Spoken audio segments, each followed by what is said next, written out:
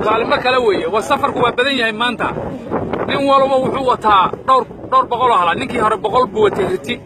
كانونا وابا لو بقول بان مالين كانوا نين تاغتay وي باع مشتركا سا uga socda fir geelan رب العابه جنافيريا in badan ma aragteen digaaga fara badan oo Mareykanka ah oo tiraadeen alla maxaa digaag meesha yaala bal fiiriya waxa oo geel bal qaalmaan waa wada qaalin weeyaan ma aha geel caadi waa qaalin oo business loo keenay والسلام عليكم ما شكتين الحمد لله هيا حاجه كتمادين مالها ما تشوفني مالها ما انت مالها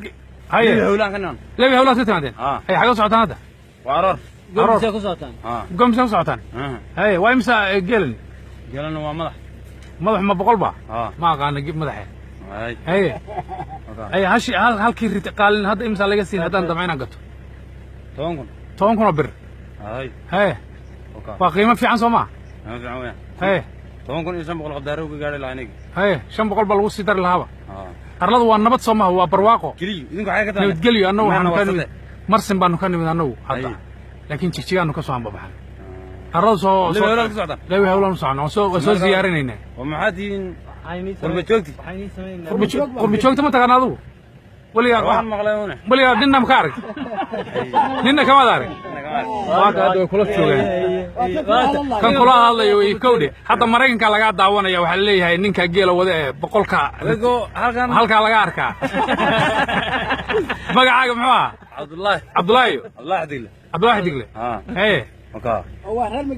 هيرجو قال ريع عبد الله وهير دللا يبقى قبل دللا هاسقول انا ما حصلوا بيو حبيبي ايوه قبل باع مشترى